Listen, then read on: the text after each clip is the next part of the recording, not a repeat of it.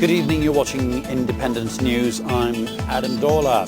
Before we go into the details of each story, here are some of the headlines. The four-day Director General level talks between the BGB and the BSF have ended. The Indian Border Security Force claims a decrease in the number of border killings.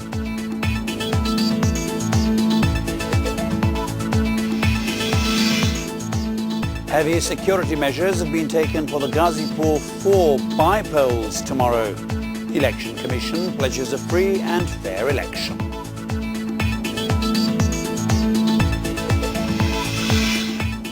The Law Minister alleges that Jamaat-e-Islami is spending money to appoint international lobbyists to impede the war crimes trial.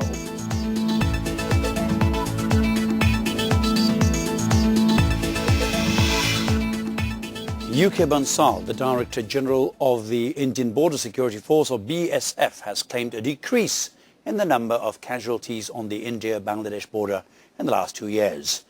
On the other hand, Border Guard Bangladesh DG Major General Anwar Hussain says Bangladesh will not allow the presence of any Indian insurgents inside its borders.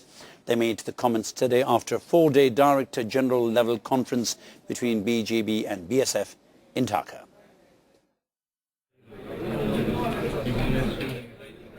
The Director General level conference between BGB and BSF began at Pilkhana in Dhaka on the 26th of September. At a press conference today, the BSF Director General claimed that the number of border killings has decreased. The incidents of violent confrontation on the borders have come down dramatically, including firing, are only those in which officers and men of the BSF are faced with life-threatening situations.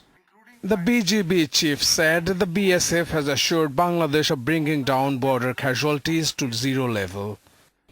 Killing one or killing two or killing number is not important. Important is that a civilian without arm minister, and for our side we are deadly committed so that we don't host any criminals or any insurgents within the international boundary of Bangladesh. Thank you. The BSF Director General said India is investigating the killing of the Bangladeshi girl Felani in 2011.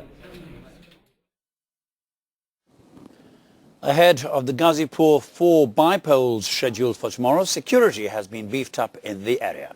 Some 3,500 law enforcers have been deployed in Kapashia.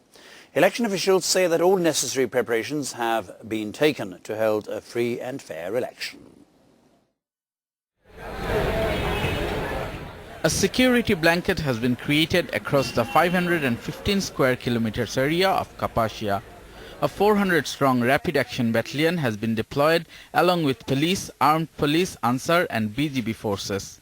32 mobile court teams have also been deployed. The security force will stay in the field till one day after the polls. At noon, the district election officials handed over necessary materials for polling to presiding officers. These include transparent ballot boxes, indelible ink, and other materials. The assistant returning officer said that the candidates can no longer speak to the mass media as it will violate the Electoral Code of Conduct. Through our own supervision, we will find out if any work is incomplete at any location. Remaining work will be completed by tonight. Tomorrow, the voting will be held as scheduled from 8 a.m. to 4 p.m. without any break. Out of the 102 polling centers in Kapashia, the Election Commission has identified 64 centers as risky. However, the police superintendent of Ghazipur said that there were no risks. We are fully prepared to hold tomorrow's polls. I am hopeful that people will be able to cast their votes peacefully without any hindrance. The superintendent of police said that all measures have been taken as per the demand of the Election Commission to hold a peaceful election. Mahmoudur Rahman Manna, the leader of a citizens' platform called Nagorik Oikyo, fears that elections to the Dhaka City Corporations will not be held under the current government. He expressed his skepticism during a human chain in the capital today. Speaking at a program in the capital today, Manna alleged that the two major political parties have failed to fulfill the people's aspirations. He went on to say that people adherent to Awami League and BNP were behind the recent share market scam, and this is why the main opposition BNP remained silent on the issue instead of taking to the streets to protect the interests of general investors.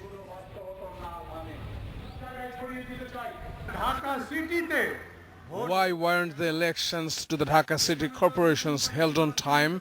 There was no boundary demarcation issue. There was no issue of publishing a new voter list. The elections were stalled for 3 months. However, now the people of the country think that the polls won't be held under the current government at all. Meanwhile, BNP Acting Secretary General Mirza Fakhrul Islam Alamgir has alleged that there's a plot to expedite the proceedings of cases filed against Khaleda Zia, her sons Tariq Rahman, Rafat Rahman Koko and other BNP leaders. He made the allegation at a media briefing in the capital today. Mirza Fakhrul claimed that the plot is designed to keep Khaleda Zia and others out of the next general election. The BNP leader demanded immediate withdrawal of these cases. On a different note, Mirza Fakhrul criticised the online news portal policy being drafted by the government and demanded that it be scrapped. We strongly condemn the filing of these cases. We also demand immediate withdrawal of these false and fabricated cases. Keeping the interest of the nation in mind, senior lawyer Rafiqul Haq says that he is willing to take up the responsibility of heading the interim government during the national elections. He made this declaration at a media briefing in the capital today.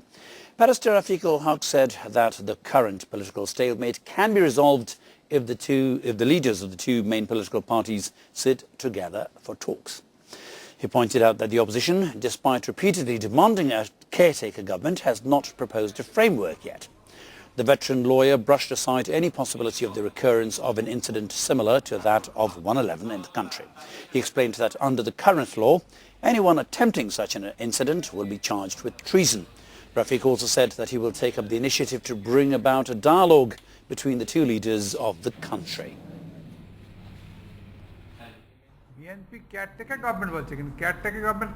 The BNP is demanding the caretaker government system, but it does not say how the caretaker government should be formed and who will head the government. The Prime Minister has backtracked from her earlier stance.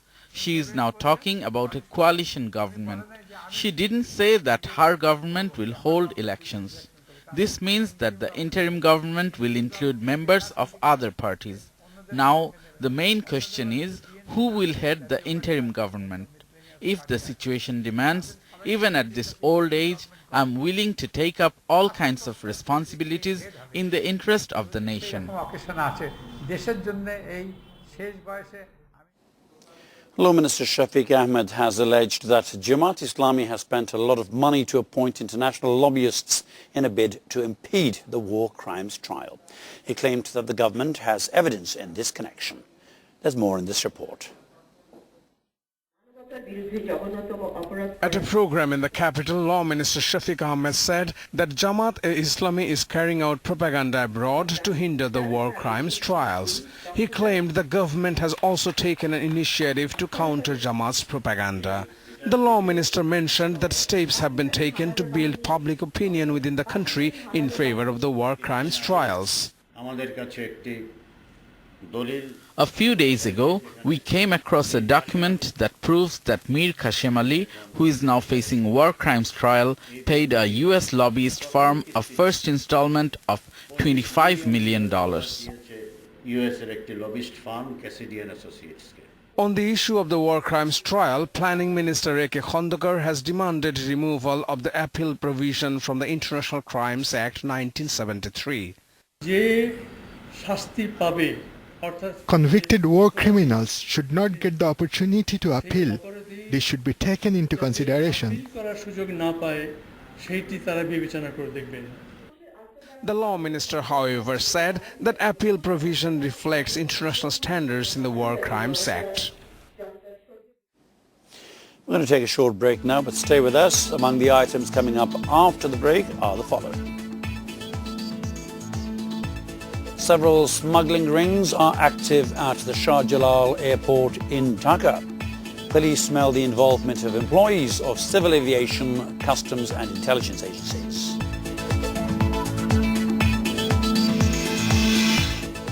Civil society members oppose the government move to formulate a guideline for online news portals.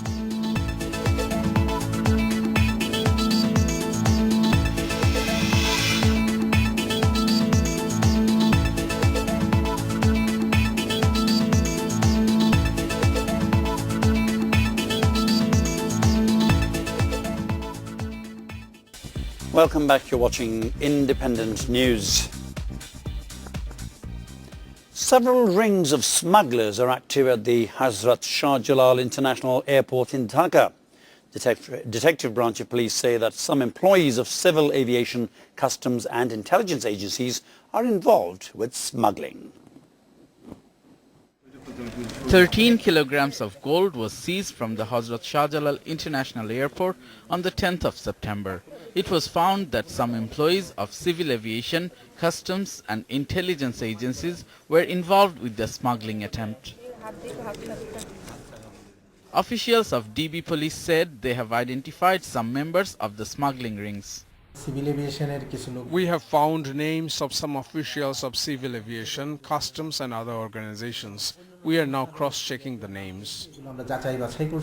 A member of a ring confessed transporting illegal items within the airport area. I managed to dodge the supervisor. I have so far carried 5 to 6 items. DB police say it is not the first time that these people have smuggled illegal items.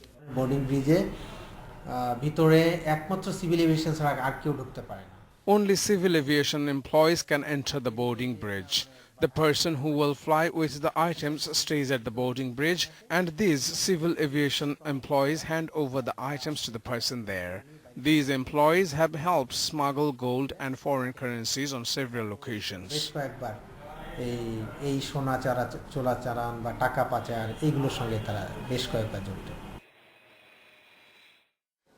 And for further news, I'll hand over to Adnan Hussain. Adnan, the show is yours. Thank you. Dhaka City Awami League held a special prayer and a mass feeding program in the capital today to mark the 66th birth anniversary of Prime Minister and Awami League President Sheikh Hasina. Present on the occasion were General Secretary of Dhaka City Awami League Mufassal Hussain Chaudhry Maya, the Prime Minister's Personal Secretary Saifuzzaman Shekhar and lawmaker of Dhaka 14 constituency Aslamul Haq.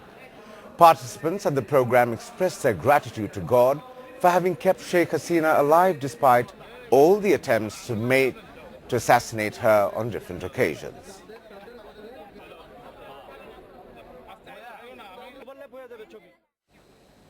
Ferry operations on Mawa-Karakandi route have resumed after remaining suspended since yesterday.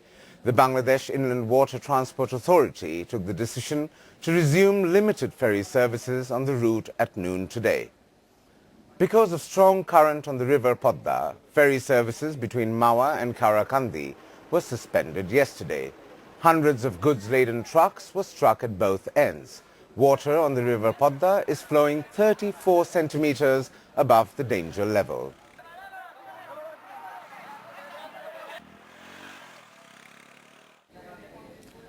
At least 4 students were injured during a clash between 2 groups of Chhatru League on the Chittagong University campus. The factional brawl broke out around 3 in the afternoon, centering the quest for control over the students' dormitory. Witnesses said supporters of the president confronted supporters of the organizing secretary of Chhatru League, which is the university unit of Awami League. Tensions run high in the campus and additional police personnel have been deployed to avert further violence.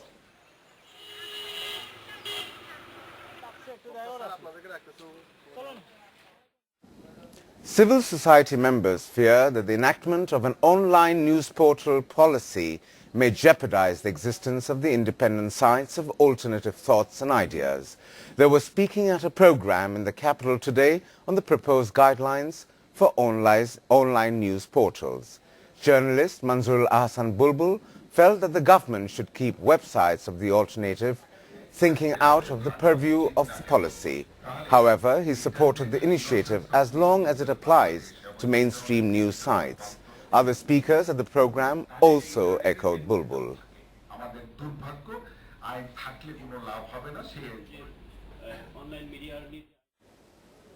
And now we go on to the international news. The United States of America strongly condemns the regime of Syria's Bashar al-Assad for its continued violence against its own people. More in the report.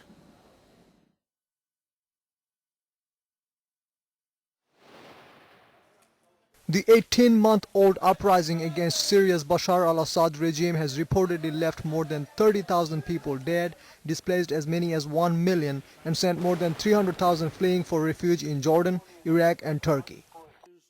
World powers are meeting at the United Nations but are divided over the crisis. U.S. Secretary of State Hillary Clinton has issued a warning to Syrian President Bashar al-Assad, saying his days are numbered. Forward at the UN Security Council have been blocked repeatedly.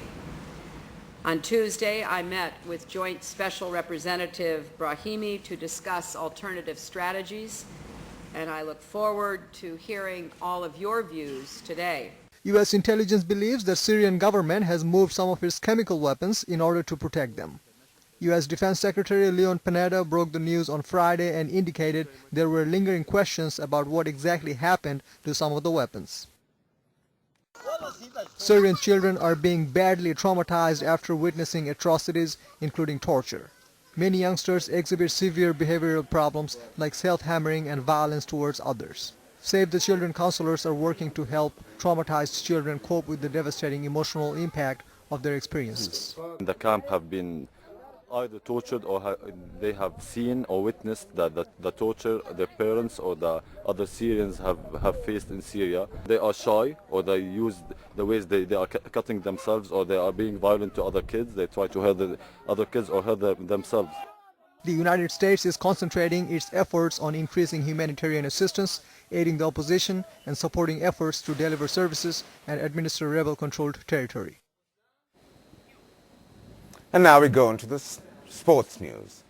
In today's fixtures of the Super 8 round of the World T20 Championship, England handed New Zealand a 6-wicket defeat at Pellekele. New Zealand won the toss and chose to bat first. In front of a controlled English bowling attack, the Black Caps suffered early setbacks, losing in-form batsmen Martin Guptill and Brendan McCullum with just 20 runs. At one stage, the Kiwi scoreboard stood at 80 for 4 after 14 overs. James Franklin then came in and made a dashing 50 of 33 balls to steer his side to a formidable 143 after a stipulated 20 overs.